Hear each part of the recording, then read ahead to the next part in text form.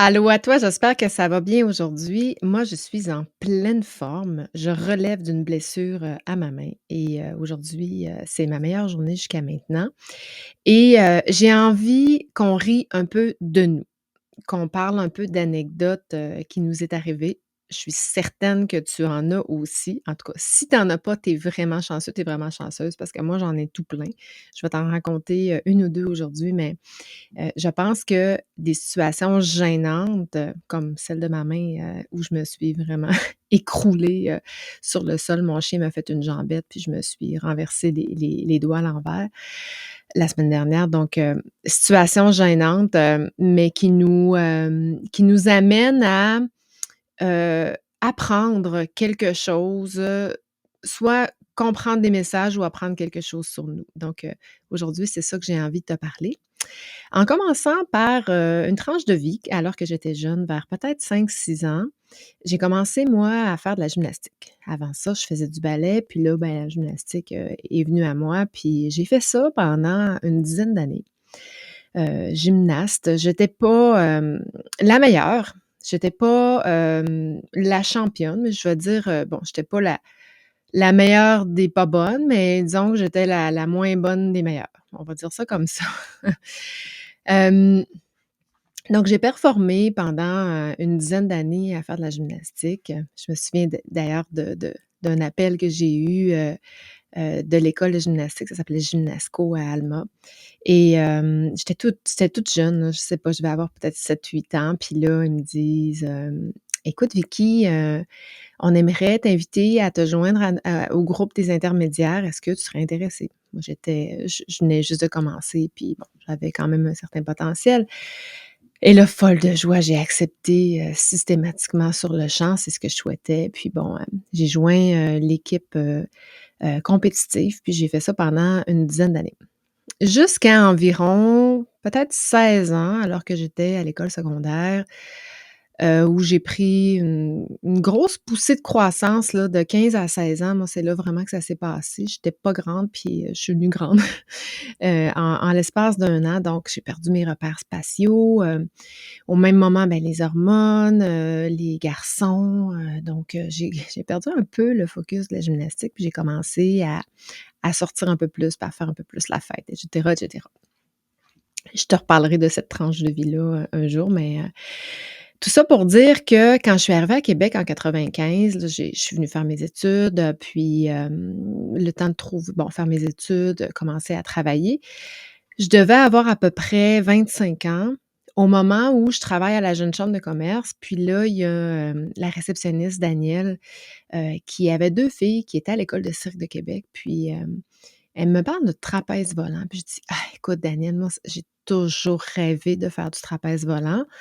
Dans mon club de gymnastique, on n'avait pas les installations parce qu'il faut comprendre qu'un trapèze volant, ça prend des installations fixes puis, ben, de l'agrément pour venir fixer, ça au plafond et un peu partout là, évidemment. Et ben, elle dit: «Écoute, viens, puis, il se fait du trapèze volant pour les adultes et puis, tu vas viens essayer ça». Fait que je m'en vais essayer ça et j'ai fait du trapèze volant pendant 3 ans et c'est une époque de ma vie ou si j'avais pas fait ça, je pense que j'aurais sombré dans la drogue facilement parce que c'était une époque de ma vie où j'avais besoin d'enivrement. Je consommais quand même beaucoup d'alcool. Je me suis d'aller au trapèze volant beaucoup, plusieurs fois, le matin, les samedis matins, non, ou les dimanches matins, assez hangover. Puis, anyway, c'était mes belles époques, où j'étais très festive, et à l'université aussi en même temps, et cetera, et cetera. Anyway, c'est pas de ça que je veux parler aujourd'hui, mais je veux juste parler du fait que, hem, dans le trapèze volant, c'est un sport qui, oui, est très enivrant. C'est un sport qui nous fait vivre une adrénaline, mais qu'on peut même pas s'imaginer. Puis même si on après 1 an, 2 ans, 3 ans, même si on évolue dans la discipline, on continue toujours d'avoir de nouvelles palpitations, essayer des nouveaux mouvements. Là, on fait les mouvements avec les longes, puis éventuellement, on enlève les longes, on fait les mouvements sans longes, puis on évolue tout le temps comme ça. Puis je demandais aux gens, c'est-tu juste moi ou on dirait que j'ai je suis toujours hyper, stimulée, hyper angoissée, hyper stressée de faire un mouvement, puis c'est comme ça fait 3 ans que je fais ça, puis ma maman disait: «Oui», tu sais, c'est vraiment un sport très, très, très, enivrant, ni plus ni moins. Il m'est arrivé plein de choses là, comme à tout le monde d'ailleurs, c'est un sport, on peut pas il y a un filet, on peut pas pour nous éviter de se tuer, mais ça nous empêche pas de nous blesser donc je me suis souvent, brûlée avec le cordage de la du filet, entre autres, comme plusieurs d'entre nous d'ailleurs. Je me souviens d'avoir eu beaucoup de brûlures dans le dos, sous la douche, ça faisait très mal, les ampoules dans les mains. Donc c'est un sport quand même très, physiquement demandant pour les muscles, pour les articulations, et pour, évidemment, le moral. Cela dit, je ferme la parenthèse de cette tranche de vie-là parce que la semaine dernière, pas la semaine dernière, il y a 2 semaines quand je suis allée en France, j'ai eu la chance, de voir la conférence spectacle de Christine qui nous l'a, présentée. On est à notre groupe de à l'atelier d'écriture, puis moi, j'étais contente parce que, c'est une conférence qu'elle donne, mais qui n'est pas, qu'on peut pas visionner en ligne et comme c'est en France, ben, j'avais pas nécessairement eu la chance de voir sa conférence en personne et elle nous l'a offert et là, elle raconte dans son histoire qu'elle avait un rêve, c'était de faire du trapèze volant et là, elle nous raconte, ben, en fait, ça fait partie de sa conférence et là, elle était en République dominicaine et bon, tu as peut-être déjà vu des installations dans les clubs med de trapèze volant. Il y a des endroits où on peut faire, du trapèze volant et en fait, n'importe qui peut faire du trapèze volant, hein. C'est un sport qui, ben, à partir du moment où tu es capable de monter dans l'échelle, puis tu es capable de prendre, de te rendre jusque puis que tu as le guts de te lancer dans le vide, n'importe qui de n'importe quel âge pourrait faire du trapèze volant parce que tu es attaché par une longe, puis normalement avec le poids, tout ça, c'est quand même assez facile de longer à peu près n'importe qui. Et là, elle est, sur le Club Med, puis là, elle a un peu peur, puis elle se fait dire par, le géo: «Écoute Christine, il y a une dame de 75 ans la semaine dernière qui le fait, c'est sûr que tu es capable de le faire», tout ça. Fait que finalement, elle se décide et elle vit une expérience extraordinaire. Puis là, il faut comprendre que pour monter sur la plateforme du trapèze, il faut monter dans une échelle. Puis là, bon, on monte dans l'échelle, mais là, on est dans le vide. On est attaché, évidemment, mais là, on monte. Puis là, elle raconte qu'elle monte, qu'elle monte, qu'elle monte, qu'elle monte. Et là, ça va vraiment bien. Elle arrive sur la plateforme et là, elle vit son rêve. Elle prend le trapèze, elle décolle. Puis là, elle se met à voler dans les airs. Et là, elle est aux anges et elle rêve et elle est aux anges. Et là, ça se passe bien, puis ça se passe bien, puis elle a l'élan de toute sa vie. Elle vit quelque chose, probablement la chose la plus intense qu'elle a vécue jusqu'à maintenant. Ensuite, elle lâche le trapèze, elle se laisse tomber sur le dos et elle apparaît. Puis elle nous raconte l'histoire, puis là, moi, je suis Caroline, elle est donc ben hot! Parce que j'en ai vu, moi, des gens passer là, sur un trapèze, là, des gens qui étaient en initiation et qui avaient jamais fait ça. Mais je me disais: «Tabarnouche, c'est vraiment bon de réussir à vivre ça dès le premier passage sur le trapèze volant». Puis là, après ça, elle nous dit, «Ben, non, c'est pas ça qui s'est passé pantoute. D'abord, j'étais dans l'échelle, puis j'essayais de monter, puis là, j'avais peur, puis j'avais peur». Puis c'est haut quand même, là, c'est 30 pieds quand même dans les airs. Fait que c'est quand même assez, impressionnant surtout la première fois. Puis là, elle tremble comme ça, puis finalement, elle est comme prise dans le milieu de l'échelle, puis elle a plus le choix parce qu'elle peut plus descendre, il faut vraiment qu'elle monte. Puis là, elle arrive sur la plateforme, puis la ça se met à trembler son affaire, puis elle a peur, puis elle dit: «Non, je peux pas y aller, je peux pas y aller». Puis: «Oui, oui, Christine, t'es capable, t'es capable, t'es capable. Vas-y Christine, vas-y Christine». Et là, elle prend le trapèze, elle met les 2 mains sur le trapèze, puis elle décolle. Mais Christine, elle a ouvert les mains. Ce qui fait que, ben, pas de main fermée, sur un trapèze, ben, tu tombes. Puis, il faut comprendre que le trapèze, quand on part sur la plateforme, quand on arrive dans le milieu, c'est là où la gravité est à son maximum. Puis la gravité, c'est fort. Quand on lâche les mains là, ben, pouf, on tombe vraiment. Heureusement, il y a un longeur. Moi, j'ai jamais vu personne tomber sans se faire attraper. Elle s'est fait attraper. Mais on arrive quand même vite dans le filet, puis on n'arrive pas toujours avec une grâce maximale, hein. Fait qu'elle dit: «Je me suis complètement écrasée comme une crêpe dans le filet». Et là, son ego en a pris toute une manche. Parce qu'il a fallu qu'elle se lève, qu'elle débarque.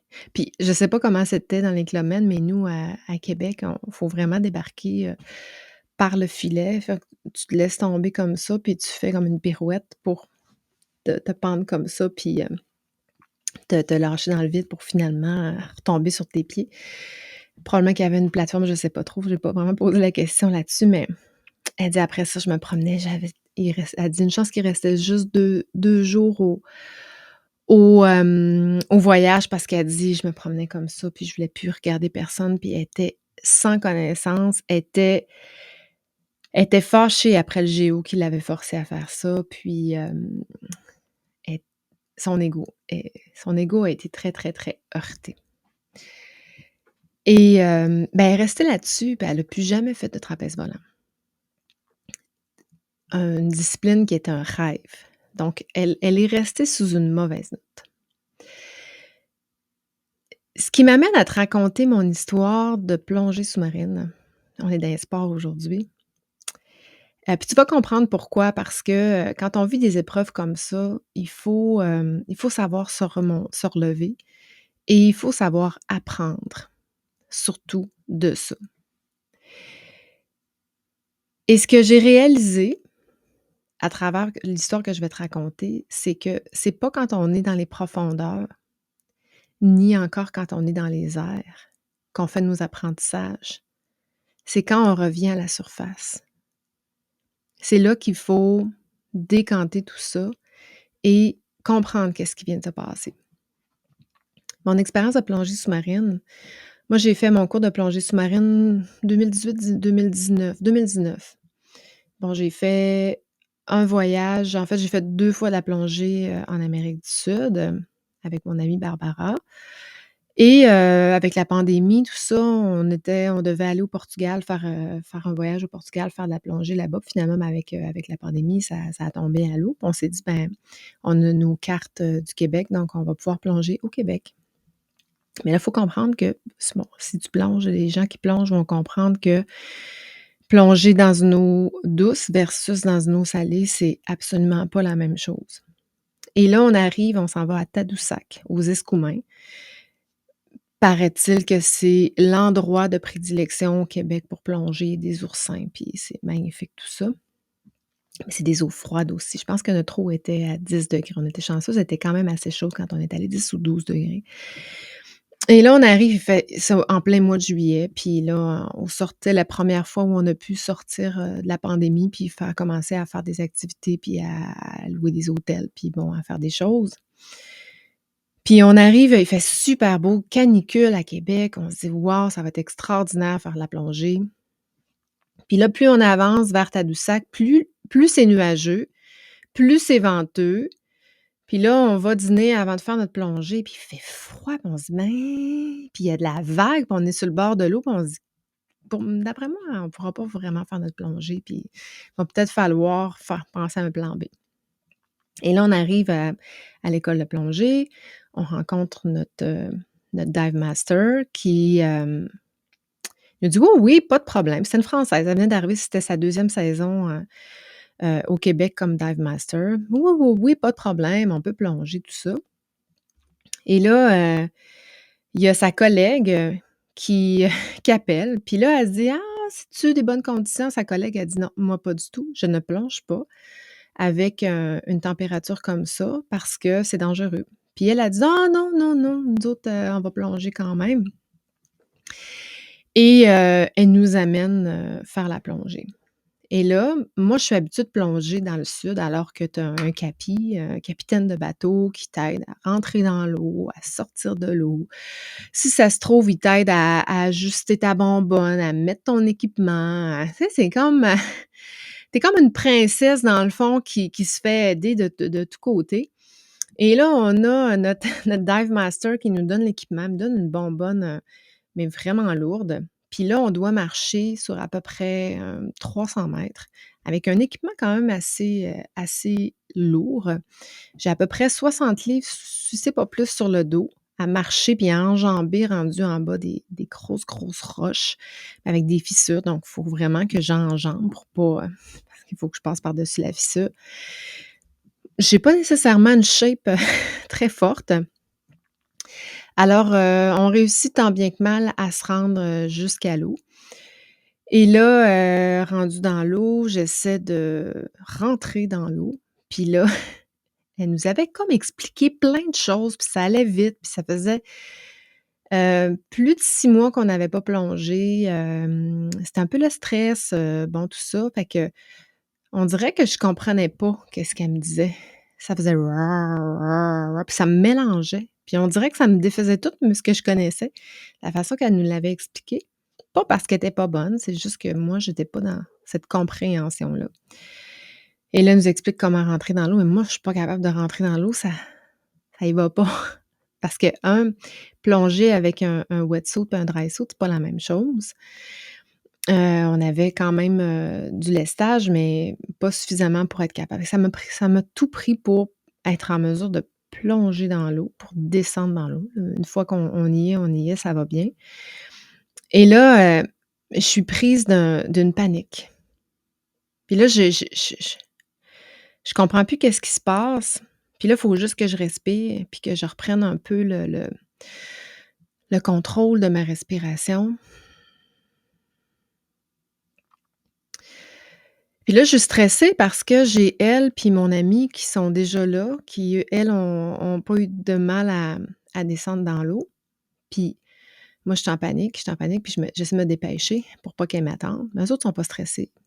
Mais moi, je me stresse. Je commence à me stresser avec ça. Puis là, ben, je me dis: «OK, Vicky, respire, respire, respire, respire». Fait que là, je réussis à prendre un peu le contrôle de ma respiration. Parce qu'il faut pas paniquer dans l'eau, hein. On s'entend on a l'oxygène, puis, on peut juste respirer par ça, puis, bon.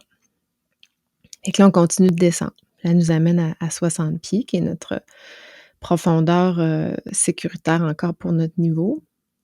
Puis moi, je suis pas là. Je suis clairement pas là. J'ai de la misère avec ma flottaison, ma flottabilité.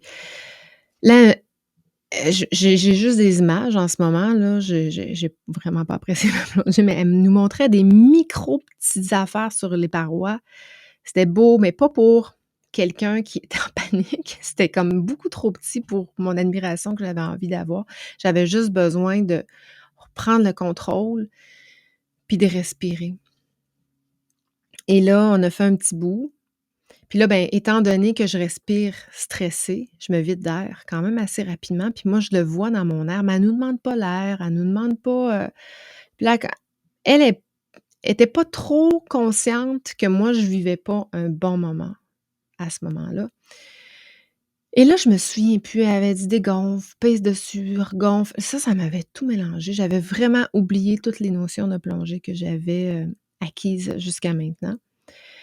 Et là, vient le moment où je dis: «Ben là, moi, je suis half tank, là». Fait que c'est comme le temps qu'on vire de bord parce que je vais manquer d'oxygène. Fait que, OK, c'est correct, on vire de bord.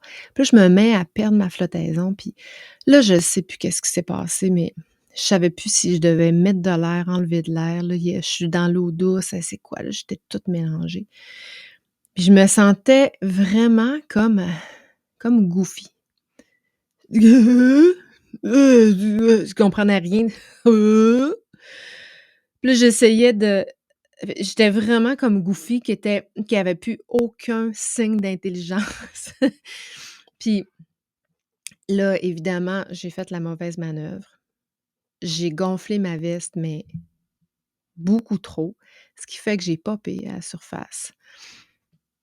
En popant, ben, j'ai pas pu faire mon palier de sécurité en en à 5 mètres.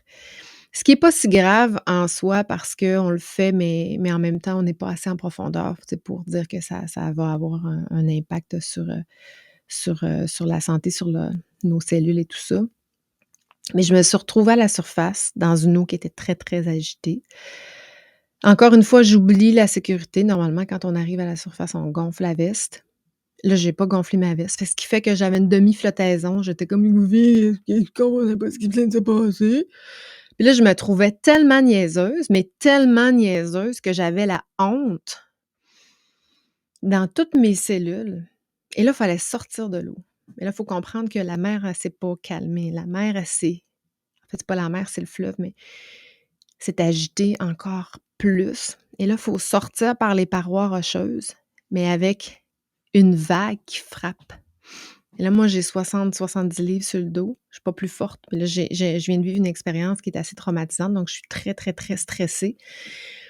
Et là, les filles finissent parce que quand il y a quelqu'un qui pop, ben, à un moment donné, eux autres, ils arrêtent la plongée, mais ils font leur palier de sécurité. Fait que moi, je les attends.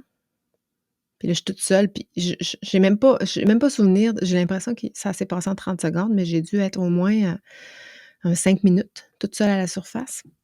Seule à me baser comme Goofy, mais qu'est-ce qui vient de passer? Je comprenais pas trop. Et là, ça a pris incapable de sortir de l'eau parce que là, il fallait mettre les jambes. J'ai enlevé mes palmes, j'ai pitché mes palmes. Les palmes me revolaient partout. C'était elle qui était pris pour ramasser les palmes. J'avais plus aucune conscience de ce qui se passait. J'étais en mode survie. J'avais juste besoin de sortir de là. Et là, il y avait des gens qui ne nous voyaient pas, puis j'avais besoin d'aide. Je n'étais pas capable de me relever debout parce que j'avais pas la force dans les jambes. Et la vague m'empêchait de le faire. Bon, là, il a fallu vraiment que je me parle puis que je me dise: «Écoute, tu prends tout ce que tu as comme énergie, puis tu pousses sur tes jambes, puis tu te relèves debout parce que tu peux pas rester là. C'est dangereux», tu sais? Je veux dire, oui, j'ai de l'oxygène, tu sais, puis s'il se passe quelque chose, je suis capable de faire un bout, mais j'ai vraiment besoin d'aide pour me sortir de là. Alors, tant bien que mal, j'ai tout pris mon énergie, j'ai poussé dans mes jambes, puis j'ai réussi à sortir de là.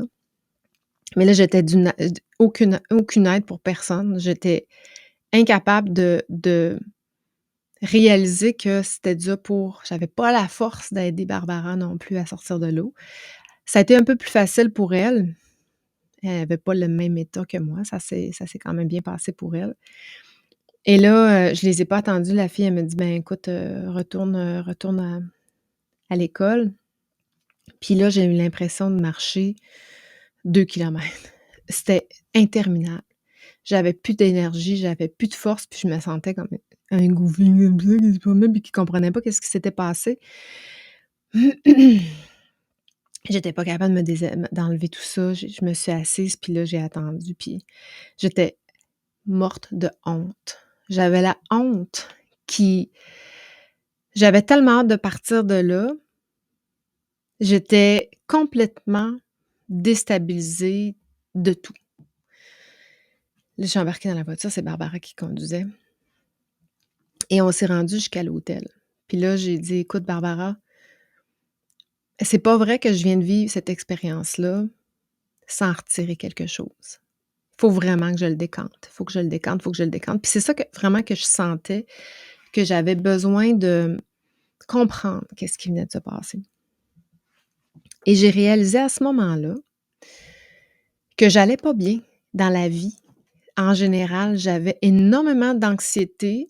Bon, c'était la pandémie. Moi, la pandémie, la première période m'a vraiment c'était une période très anxiogène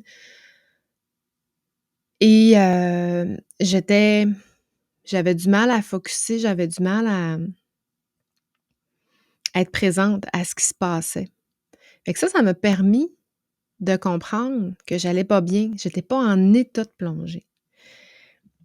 Et déjà ça aurait dû être le premier signe qui m'indique que ou j'aurais dû l'écouter ce signe-là, mais je le voyais pas, je le savais pas. Ensuite, le 2e signe quand l'autre plongeuse, l'autre dive master a dit: «Ben non, moi je vais pas». Ça, c'est le 2e signe. J'avais pas la capacité on n'avait pas le contexte favorable à de jeunes plongeuses, plus ou moins expérimentées. On était débutantes, puis on est encore, moi j'ai pas replongé depuis ce temps-là. On était des débutantes. Puis c'est drôle parce que comme on a nos cartes du Québec, on a le droit de plonger au Québec. Puis il est arrivé un couple, un grand gars baraqué avec sa blonde qui était expérimenté, qui avait eux, leur carte, qu'ils avaient pris, quelque part en Amérique du Sud ou je ne sais trop où, qui aurait probablement performé mieux que nous, mais comme on avait nos cartes du Québec, ben nous, ça nous permettait. On avait le droit, mais eux autres, ils avaient pas le droit. Fait que, tu sais, en même temps, clairement, on était beaucoup moins équipés qu'eux autres pour le faire. Fait que ça, c'est comme les signes qui faisaient en sorte qu'à un moment donné, il faut comprendre qu'on ne peut pas tout faire, puis que des fois, la vie nous amène à canceller des choses, ni plus ni moins. Fait que ça, c'est les signes que j'ai appris.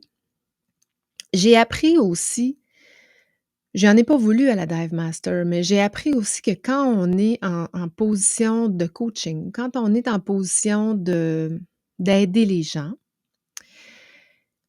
on doit être bienveillant à leur égard. Et cette femme-là, cette journée-là, cette jeune femme-là a pensé à elle. Elle n'a pas pensé à nous.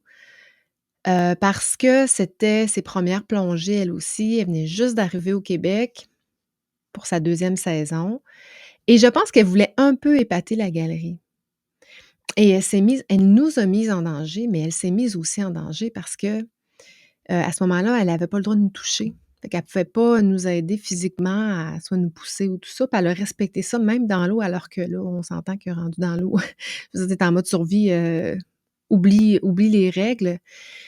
Mais elle nous a mis en danger, puis elle s'est mise en danger aussi, ce qui ne devrait pas dans un contexte où on a la vie des gens entre nos mains. Et on a parlé de ça, toute la soirée, Barbara et moi, à décortiquer chaque événement de la plongée qui nous était arrivé. D'abord, elle, comme ma binôme, c'est ma binôme de plongée. Ça nous a permis comme équipe de se comprendre puis de se parler mieux parce qu'à travers ça, elle n'a pas compris mes signes puis moi, j'ai pas non plus donné les bons signes pour qu'on puisse s'entraider une l'autre. Donc on a appris à travers cette étape-là à mieux se comprendre et à mieux communiquer parce que dans des situations où on est une l'autre, parce que la plongée, tu plonges avec quelqu'un, tu peux pas plonger seul parce que tu mets ni plus ni moins ta vie en danger. Donc on a appris toutes sortes de choses comme ça à travers, cette plongée-là, puis le debriefing de la plongée qui a été, très, très, très bénéfique au final parce que moi, ça m'a permis d'apprendre. Il a fallu aussi que je dissipe ma honte parce que mon ego, tout comme Christine, avait énormément été heurté. De se sentir comme Goofy qui comprend plus rien. Ça m'a complètement, sortie de ma zone de confort et puis il fallait vraiment que j'arrive à, justement, dissiper cette honte-là pour repartir de cette plongée-là fière tout de même de m'être sortie de cette expérience-là vivante, malgré tout. Donc, à travers ça, l'ego prend une place d'une grande importance, puis elle ne devrait pas dans ces situations-là. Au contraire, c'est l'humain qu'on a à l'intérieur de nous qui devrait remonter pour se dire, ben, prendre soin un peu de soi. Dire, t'as bien réussi quand même. Regarde qu'est-ce que t'as bien fait. Regarde qu'est-ce que t'as appris. Regarde qu'est-ce que t'as développé avec ta binôme, avec ton ami, regarde qu'est-ce que t'as appris de cette situation-là, au-delà de ce que t'as pas fait de bien. Et dans la vie, on réussit pas toujours tout. Et je sais pas toi, mais moi, j'étais du genre à ne pas faire quelque chose parce que j'avais peur de soit finir dernière ou de pas réussir, hein, la peur de l'incapacité, ce qui me figeait, ce qui m'empêchait de réaliser, de poser des actions ou de réaliser des choses qui auraient pu m'amener et Puis ça me rappelle, j'ai fait un épisode dans ma première saison sur une course que j'ai fait à l'Université Laval où je suis arrivée l'avant-dernière dans la première parce qu'ils avaient divisé les lignes les coureurs en 2 puis je m'étais inscrite dans la première, dans le premier départ alors que j'étais un petit peu plus, de niveau, de calibre du deuxième départ. Je suis arrivée avant-dernière et ça a été ni plus ni moins une des plus belles expériences que j'ai vécues parce que je l'ai fait au-delà de réussir dans la performance, j'ai apprécié ma course. Puis ça, c'est arrivé après la plongée, mais j'ai apprécié. Les gens étaient d'une solidarité, du fait que tu étais en arrière, là. On dirait que tu as encore plus d'énergie qui t'est envoyée par les gens et j'étais tellement contente de vivre ça. C'était la première fois. Moi, j'ai fait beaucoup, beaucoup de courses. J'arrivais toujours, c'est ça, j'étais encore la moins bonne des meilleures. C'est un peu ça, moi, mon karma et mais j'arrivais toujours dans les 10 à 15 premiers pourcents des coureurs de ma catégorie d'âge et là, j'étais l'avant-dernière. Il y avait une personne en arrière de moi, heureusement, parce que finir dernière, ça aurait été, je pense, en tout cas, c'est pas arrivé. Je l'aurais accepté, mais des fois, on finit pas toujours premier, puis ça veut pas dire qu'on apprend moins, puis ça veut pas dire qu'on est moins bon pour autant. Et là, je termine là-dessus en répétant ce que j'ai dit tout à l'heure, c'est pas lorsqu'on est dans les airs, comme Christine qui a lâché les mains, c'est pas lorsqu'on est dans les profondeurs, comme Vicky qui a paniqué sous les eaux, qu'on apprend. C'est à notre retour à la surface. C'est là que la transformation se fait, dans la mesure où on accepte la situation et dans la mesure où on prend du recul et qu'on s'en inspire. Parce que c'est pas tout de regarder les expériences des vainqueurs, des gens handicapés qui font des Ironman. Oui, c'est très inspirant puis ça amène des leçons de vie, mais nous, comme personnes, pouvons nous donner des leçons de vie à travers nos réactions. Et j'ai pris un engagement envers moi-même il y a 2 semaines, alors que j'étais chez Christine. Ça a été de ne plus jamais regarder une situation négativement. C'est-à-dire quand je commence à spinner vers le bas, puis que la situation stressante me tire vers le bas, puis j'ai commencé à l'expérimenter, puis ça fonctionne vraiment. OK, c'est switch mon mindset et regarde le positif de la situation. D'abord, elle te fait vivre quelque chose qui est un privilège, de vivre des choses intenses, d'une intensité. Mais en même temps, il y a plein de choses qui sont positives à travers. Il y a des opportunités, il y a de l'apprentissage. C'est de la maturité de vie. Et ces épreuves-là qu'on souhaite éviter sont probablement les plus bénéfiques pour nous. Alors, je termine en te disant, essaie des choses, quitte à avoir l'air ridicule. Même si tu t'effoires comme une crêpe, essaie-le. Il y a personne, dans le fond, qui rit de nous vraiment. Les gens sont pas mal intentionnés. Au contraire, les gens sont avec nous, les gens sont là pour nous aider, dans la mesure où on se laisse aider. Et ça, je pense que c'est une des plus grandes leçons de vie que j'ai eues, que j'ai apprises dans les dernières années. Donc voilà, j'espère que la tranche de vie t'a fait sourire un peu. Après coup, après quelques années, évidemment, j'en ris, mais j'espère que ça t'a fait réfléchir à des situations et je t'invite à essayer quelque chose qui va te sortir de ta zone de confort puis qui va peut-être t'amener à avoir l'air fou, à avoir l'air folle pour grandir, tout simplement. Alors voilà, merci beaucoup d'avoir été jusqu'ici avec moi aujourd'hui. Je te dis à la semaine prochaine. Ciao.